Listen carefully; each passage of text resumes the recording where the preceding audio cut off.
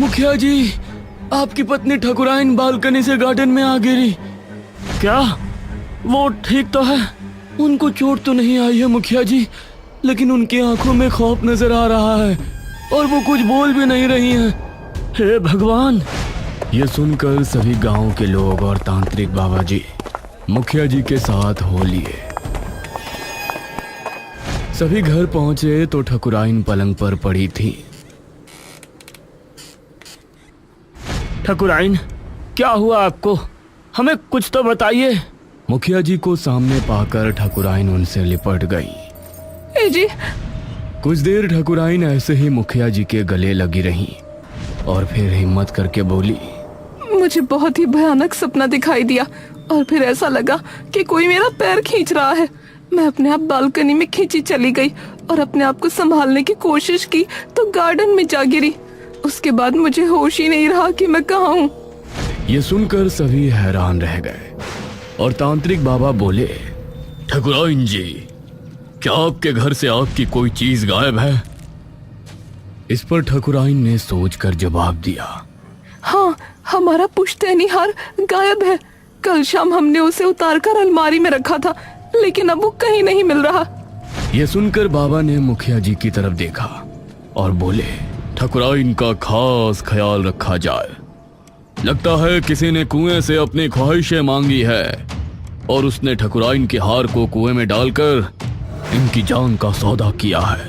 यह सुनकर सभी लोग डर गए। ठकुराइन के चेहरे पर आया खौफ और ज्यादा बढ़ गया और मुखिया जी की आंखों से आंसू निकल पड़े। मैं आपको कुछ नहीं होने दूंगा ठकुराइन, कुछ नहीं होने दूंगा।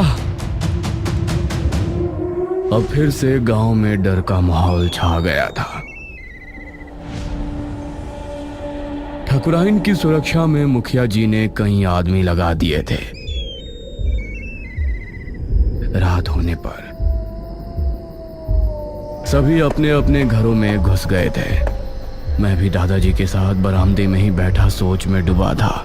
रोहन बेटा, तुम क्या सोच रहे हो?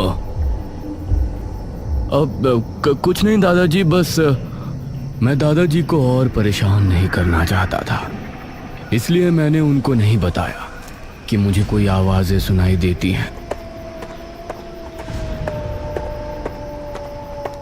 रात होने पर जब मैं पलंग पर गया तो फिर से मुझे वो आवाज सुनाई दी।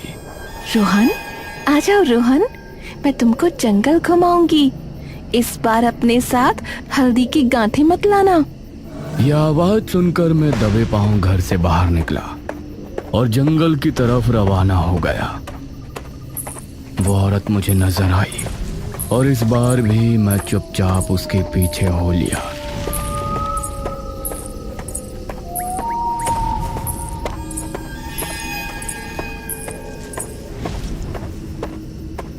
आप पिछली बार भाग क्यों गई थी? आप हल्दी की गांठों से क्यों डरती हो? अगर जंगल घूमना चाहते हो तो चुपचाप मेरे साथ चलते रहो। इस तरफ मुखिया जी भी अपनी पत्नी के साथ कमरे में बैठे थे। अरे आप कब तक ऐसे जागते रहेंगे? सो जाइए ना। नहीं, आज मुझे नींद नहीं आएगी। तुम्हारी जान खतरे में है। ठीक है मेरे पति देव, मैं भी देखती हूँ अब कब तक मेरे लिए जागते रहते हैं। इस तरफ मैं कुंड के सामने बैठ चुका था। अब तुम अपनी आंखें बंद कर लो। उसके कहने पर मैंने मेरी आंखें बंद की और फिर उसने मेरे कंधों पर हाथ रखकर मंत्र पढ़े। काफी देर तक मंत्र पढ़ने के बाद वो मुझसे अलग हुई। अब तुम आंखें खोल सकते हो। मैंने आंख खोली तो पाया कि सामने एक मटका रखा हुआ है। इस मटके को उठाओ और मेरे साथ आओ। लेकिन आपने तो कहा था कि विधि करने के बाद मैं झरने पर जा सकता हूँ और पेड़ों पर भी चढ़ सकता हूँ। वो तो तुम कर सकते हो रोहन, लेकिन इसके पहले तुमको मेरा एक काम करना पड़ेगा। मैं तुम्हारे लिए इतना कर रही हूँ, क्या तुम मेरा काम नहीं करोगे? यह सुनकर अब मुझे थोड़ा सुकून मिला। यही तो मैं जानना चाहता था। ऐसा कौन सा काम है जिसके लिए वो मुझे आवाजें लगाया करती थी? कौन सा काम था? जिसके लिए उसने सिर्फ मुझे चुना। मैंने मटका उठाया और उसके साथ हो लिया। अब वो मुझे अंधेरे जंगल की तरफ ले जाने लगी। मैं भी उसके पीछे चुपचाप चल रहा था और कुछ कदम ही चलने के बाद मैंने देखा कि वो कुआं ठीक हमारे सामने है। कुएं के पास पहुंचकर उसने मटकी को कुएं की बाउंड्री पर रखा। क्या मुझे यहाँ पानी भरवाने लाई हो? सब पता चल जाएगा, अभी तुम अपनी आंखें बंद करो। उसके कहने पर मैंने झट से अपनी आंखें बंद कर ली। दूसरी तरफ ठकुराइन आराम से मुखिया जी के पास सो रही थी। मुखिया जी की भी अब आंख लग गई थी। तभी उसकी ओढ़ी हुई चादर अपने आप खिसकने लगी। उसके बाद किसी ने जोरों से ठकुराइन का पैर खींचा। उसकी आवाज सुनकर मुखिया जी नींद से जागे। ठकुराइन! मुखिया ने जल्दी से अलमारी से एक माला उठाई जो हल्दी की गांठों की बनी थी। ठकुराइन अपने आप घसीटते हुए घर से बाहर निकली। मुखिया उसके पीछे भाग रहा था। वह जंगल के अंदर पहुंचने ही वाली थी। इसके पहले ही मुखिया ने उसके हाथ को पकड़ा और झट से उसके गले में माला डाल दी। तभी एक आवाज फिजा में गूंजी। तुम ठीक तो हो? जी मैं ठीक हूँ। मुखिया ठकुराइन को फिर से घर ले गया। अब तुम अपनी आंखें खोल सकते हो। मैंने मेरी आंखें खोली तो अब उस मटके का मुंह कपड़े से ढका हुआ था। हाँ, उठाओ इसे और मेरे साथ चलो। इस बार तुमको आगे चलना है, रास्ता मैं बताऊंगी। मैंने उस मटकी को उठाया जो काफी भारी लग रही थी और उसके बताए रास्ते पर आगे बढ़ने लगा। काफी देर चलने के बाद मैं एक गुफा पर पहुंचा। इसके अंदर चलो।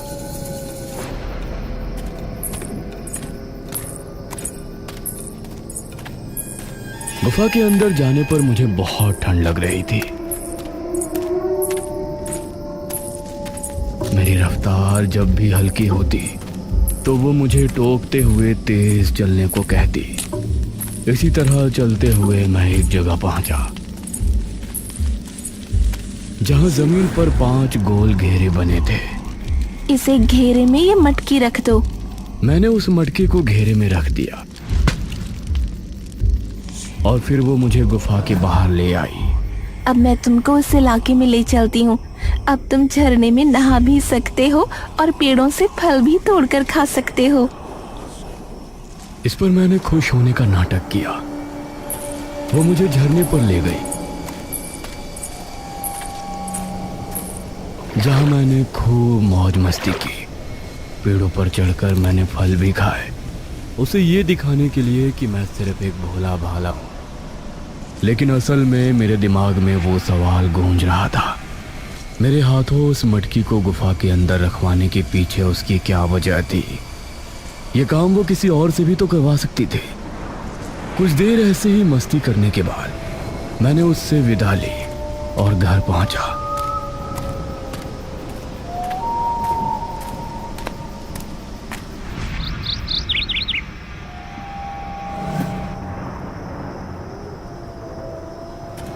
अब इसी तरह से रोजाना वो मुझे बुलाती और एक घेरे में एक मटकी रखवाती। अब 3 रातें पूरी हो गई थी और 3 मटके गुफा में पहुंचाए जा चुके थे। मेरे मन में अब ये जानने की जिज्ञासा थी कि उन मटकों में ऐसा क्या होता है जो वो मुझे नहीं बताती। अपनी आंखें बंद कर लो। उस रात मैंने मेरी सिर्फ एक ही आंख बंद की जो उसकी तरफ थी और दूसरी खोली रखी। उसने मंत्र पढ़ना शुरू किया और तब मैंने एक बेहद डरावना दृश्य देखा। आज रात मटके को उठाते हुए मुझे अजीब सा डर लग रहा था, लेकिन मैंने उसे जाहिर नहीं होने दिया।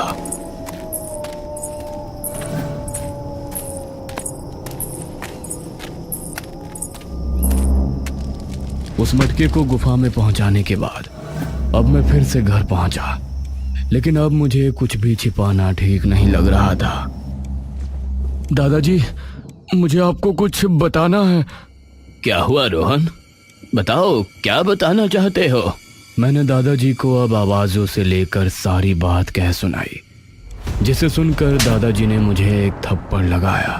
तुमको पता भी नहीं है कि तुमने गांव वालों को किस मुसीबत में फंसा दिया है। दादाजी ने मुखिया को खबर पहुंचाई और मुखिया जी ने अब उन्हीं महान तांत्रिक को बुलाया। वह कुर्सी पर विराजमान थे और मैं किसी मुजरिम की तरह उनके सामने खड़ा था। जिज्ञासा, जिस जिज्ञासा के चलते तुमने ये गलती की है वो कोई छोटी गलती नहीं है रोहन बेटा। मुझे अपना बाजू दिखाओ। ये सुनकर मैंने कमीज ऊपर करके अपना बाजू उन्हें दिखाया। मेरे बाजू पर एक छोटा सा काला निशान था जो पैदाइशी था। मंजरी को हमने बुरी तरह मार पीट कर गांव से निकाल दिया था, लेकिन उसे काली विद्या आती थी, इसलिए उसने किसी तरह से अपने आप को बचा लिया था।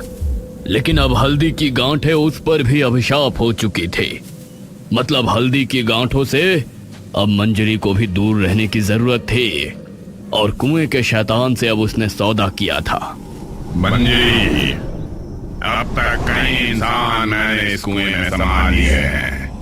अब तुम जाओ तो अपनी शक्तियां बढ़ाने के लिए और मुझे इस कुएं से आजाद कराने के लिए एक विधि कर सकती हो। कैसी विधि देव?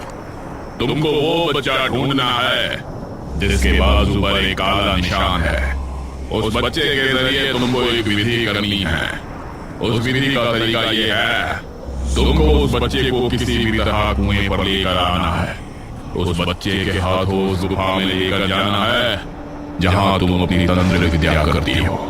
तो एक महामंत्र पढ़ने के बाद तुम्हारे और मेरे ऊपर से हल्दी की गांठों का अभिशाप हट जाएगा और फिर हम दोनों और शक्तिशाली हो जाएंगे। ये गांव वाले फिर हमसे किसी भी तरह से बच नहीं पाएंगे। मैं ऐसा जरूर करूंगी देव, जरूर करूंगी। ये सुनकर सभी गांव वाले हैरान रह गए और मेरा तो मानो खून ही जम गया था। इसका मतलब उसने मेरे जरिए अपनी आधी से ज्यादा विद्या को पूरी कर लिया है। हाँ, लेकिन घबराने की जरूरत नहीं है। तुम अभी भी अपनी गलती सुधार सकते हो। तांत्रिक बाबा मुझे कुटिया में ले गए और मुझे अकेले में कुछ समझाया।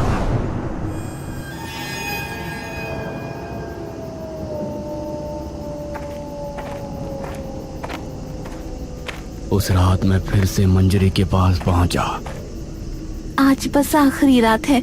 आज तुमको मेरा ये काम आखिरी बार करना है। उसके बाद तुम आजाद हो।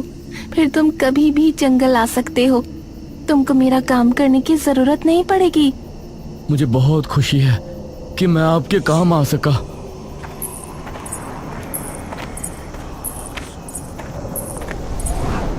उस रात भी मैं हाथ में मटके लिए गुफा में पहुंचा। मैंने आखिरी 5वें घेरे में मटके को रखा और जमीन पर बैठ गया। उसके बाद वो जमीन पर बैठी और आंखें बंद करके मंत्रों का जाप करने लगी। हाँ, यही सही मौका है। मैं अपनी जगह से उठा और मटका उठाकर गुफा के बाहर फेंक दिया। ऐसा करने से ना जाने उसे क्या दर्द हुआ। वो चीखती हुई अपनी जगह से उठ गई। ये क्या कर रहा है तू? मैंने जल्दी से बाकी मटके भी उठाए और गुफा के बाहर फेंक दिए। उसने अपना लबादा उतार फेंका और मैंने पहली बार उसका चेहरा देखा। गुस्से की वजह से मानो उसकी आंखों में अंगारे दहक रहे थे। वह मुझ पर झपटी। इस हाथापाई में उसके बाल खुल गए और मैं उसे धक्का देकर बाहर भागा। नहीं बचेगा तू, नहीं बचेगा। वो मेरे पीछे भागी। मैं एक बरगद के पेड़ के नीचे पहुंचा। वहां पर मैंने जमीन से एक हल्दी की गांठ निकाली और उसे उठा लिया। वहीं रुक जाओ। मेरे हाथ में हल्दी की गांठ देखकर वो वहीं रुक गई और हैरानी से मुझे देखने लगी। अब मुझे वो दृश्य याद आया जब मैं बाबा के साथ कुटिया में गया था। जिस तरह वो शैतान हल्दी की गांठों से डरता है, उसी तरह मंजरी भी हल्दी की गांठों से डरती है। उन मटकों को वो खुद नहीं छू सकती, उन्हें सिर्फ तुम ही छू सकते हो। ऐसे में तुम ही हो जो उसे उसके इरादों में कामयाब होने से रोक सकते हो। बाबा मैं करूंगा, मैं उस गुफा के अंदर जाकर अभी उन मटकियों को बाहर निकाल देता हूँ। नहीं रोहन, ऐसा नहीं करना। उन मटकियों को गुफा में रखने का और बाहर निकालने का मुहूर्त सिर्फ मध्य रात्रि का ही है। उस समय वो भी तुम्हारे साथ होगी। ऐसे में तुम एक काम कर सकते हो, तुमको बहुत चालाकी से काम लेना होगा। मैं दिन में गुफा के अंदर तो नहीं आ सकता, लेकिन एक काम कर सकता था। मैं हल्दी की गांठ लिए दिन में यहाँ आया और मैंने इस बरगद के पेड़ के नीचे यह हल्दी की गांठ छिपा दी। इसके बाद मेरा यहाँ आना और मटकियों को गुफा से बाहर निकालना, वो सब मेरे प्लान का हिस्सा था। अब तुम मेरा कुछ नहीं बिगाड़ सकती। फिलहाल तो मैं जा रही हूँ, लेकिन मैं तुझसे बदला जरूर लूंगी, नहीं छोड़ूंगी तुझे। यह कहकर वो बिजली की रफ्तार से वहां से चली गई और उसके जाते ही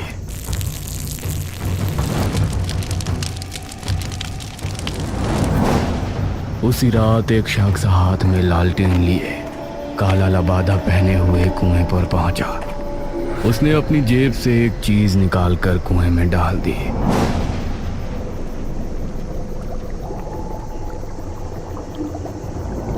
और फिर लालटेन को कुएं में फेंककर वहां से भाग निकला। मैं गांव पहुंचा और मैंने पूरी घटना उन्हें कह सुनाई। रोहन बेटा, तुमने बहुत बहादुरी वाला काम किया है। अब वादा करो कि कभी जंगल नहीं जाओगे। लेकिन अभी खतरा टला नहीं है। मंजरी जिंदा है और कुएं का शैतान भी। इस पर मैं मुस्कुराया और बोला, तांत्रिक बाबा, मैं चाहता हूं कि आप सभी मेरे साथ कल रात कुएं पर चले। ये सुनकर सभी हैरान रह गए। ये क्या कह रहे हो तुम रोहन? दादाजी, बस एक बार मेरी बात मान लीजिए, मुझे आप सभी को कुछ दिखाना है। ठीक है रोहन बेटा, तुम हमें जो भी दिखाना चाहते हो हम जरूर देखेंगे, लेकिन कुएं के करीब कोई नहीं जाएगा। अगली रात सभी गांव वाले मेरे साथ जंगल पहुंचे और सभी कुएं के इर्द गिर्द खड़े हो गए। कुएं के अंदर से अजीब सा धुआं निकला, लेकिन काफी लोग थे, इसलिए कोई भी डर कर नहीं भागा। उस समय मंजरी गुफा के अंदर कुंड के सामने बैठी हुई मंत्र उच्चारण कर रही थी। तभी जोरों की हवा चली और कुंड की आग बुझ गई। ये क्या हुआ? तभी किसी अदृश्य शक्ति ने उसका पैर खींचा और वो घसीटने लगी। ये क्या कर रहे हैं आप? मेरे देव! मंजरी बुरी तरह से घसीट रही थी। गांव के सभी लोग कुएं के पास खड़े थे। उन्होंने मंजरी को कुएं की तरफ आते देखा तो हैरान रह गए। अरे ये तो मंजरी है। मंजरी ने कुएं पर आकर बाउंड्री को कसकर पकड़ लिया। मंजरी आंटी, कल रात आप जब मेरा गला दबा रही थी तो मैंने आपके कान की बाली उतार ली थी और फिर कल ही मैंने उस बाली को कुएं के अंदर डालकर अपनी ख्वाहिश मांगी कि कुएं का शैतान आपको अपने अंदर खींच ले और उसके बाद ये कुआं हमेशा के लिए शैतान से मुक्त हो जाए। ये सुनकर मंजरी के साथ सभी गांव वाले भी हैरान रह गए। मंजरी चीखती हुए कुएं के अंदर जा गिरी और फिर चारों तरफ सन्नाटा छा गया। तभी कुएं के अंदर से काला धुआं निकलकर ऊपर आसमान में चला गया। रोहन बेटा, तुमने पूरे गांव को खतरे से बचा लिया। पूरे गांव को। तुम बहुत बहादुर हो। मुझे तुम पर गर्व है बेटा। दादाजी ने फक्र से मुझे गले लगा लिया। सभी गांव वाले अब बहुत खुश थे, क्योंकि उस रात के बाद से कुएं का खौफ हमेशा के लिए खत्म हो गया।